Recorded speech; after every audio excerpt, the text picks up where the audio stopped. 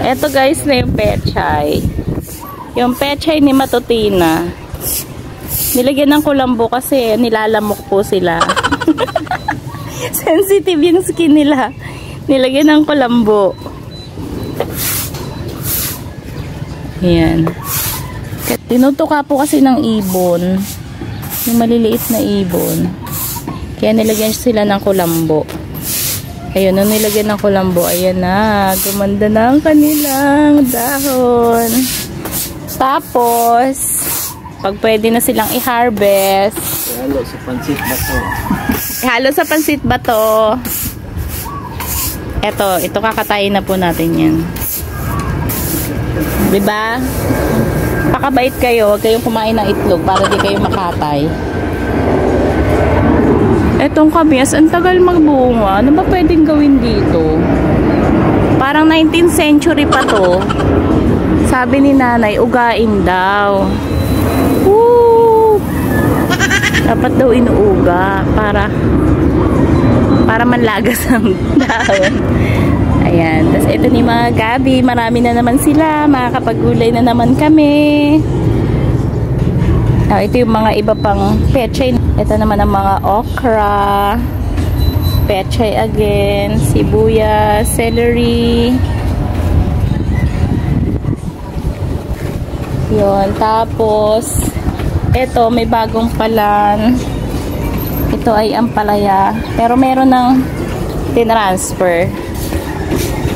Eto, yay! Mabuhay kayo ha hanggang gusto nyo. Yan.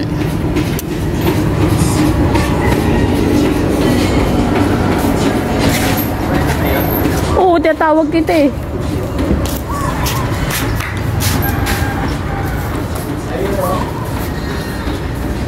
Yan, namumulaklak na din sila. Oh.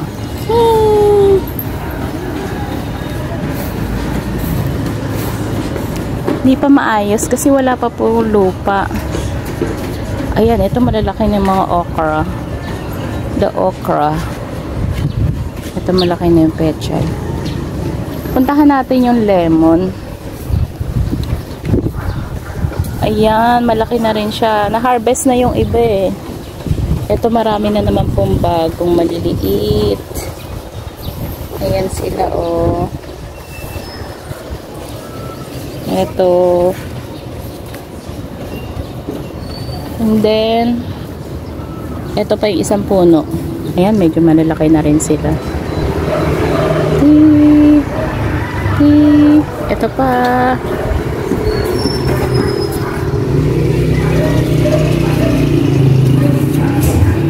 Ito yung alokbati. Ito hindi ko ginagamas kasi ano to eh. Gamot to sa dengue. Kaya hinayaan ko lang siya mabuhay dyan. Ito naman yung mga sili. Problema ko dito sa sili, ano siya, bakit nangulubot yung ano, kulang sa pataba. Ito sila, ayan, may bunga na rin siya. Tapos ito naman yung siling labuyo. Yan, may mga bunga na rin siya. Tapos ayun, ito, nakasurvive siya. Kasi ano to eh, mamamatay na siya dapat. Ang ginawa ko, pinutol ko po yung lahat ng sanga niya. Pinutol ko yung lahat ng sanga niya. Ayan, nagkaroon ulit siya ng dahon. Lemongrass. Ito pala dapat matanggal. Kasi that time walang mga paso, kaya pinagsusuksok ko lahat yung mga ano. Kaya ayan.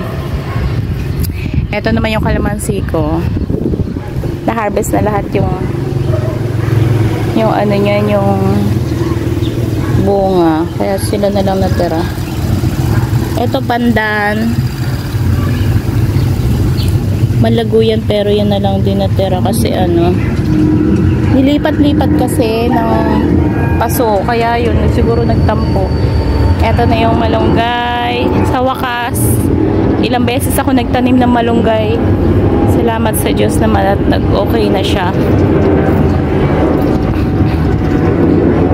ito, nalalapit na mga buhay nito.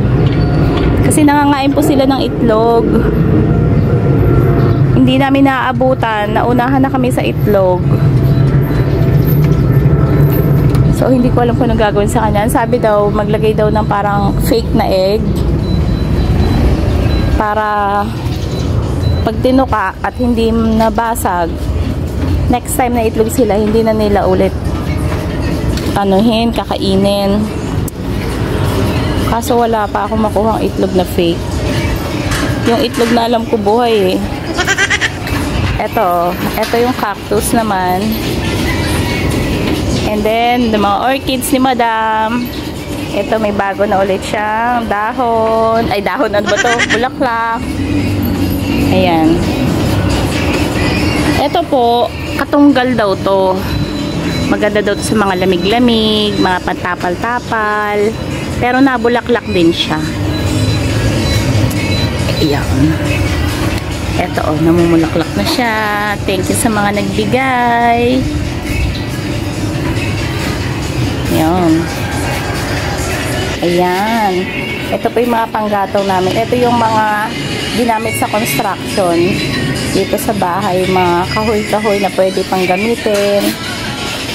Ayan. Para naman dito yan, pag magkapalambot na mga matitigas. Buksan natin anong meron dito. Ano ba ito buksan? Yun. Yun. Meron pa rin mga kahoy-kahoy. Kasi sayang. Ngayon, problema, pag naubos lahat to, saan na siya kukuha ng kahoy pamparikit dito? Malamang baka gigibain tong bahay para pang gato. Ito ginawang stock room, storage. Ayan, hindi pa maayos. Ano to, pansamantagal?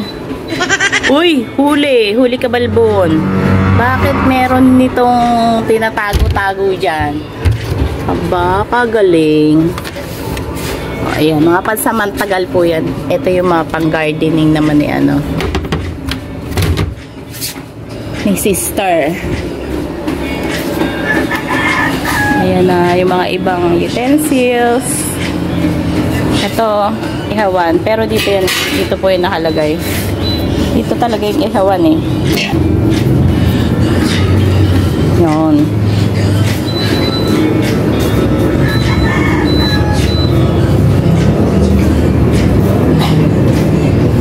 Bye-bye, doggy. Alis ka na, doggy. Ano ba talaga pangalan mo? Alis ka na, hindi namin alam pangalan mo. Bye-bye. Alis ka na. Uwi ka na. Alis ka na. Behave ka dun, ha. Behave ka dun sa pupuntahan mo, ha. Oh, mamimiss ka namin. Oh, alam mo ba alis ka na, ha? Oh.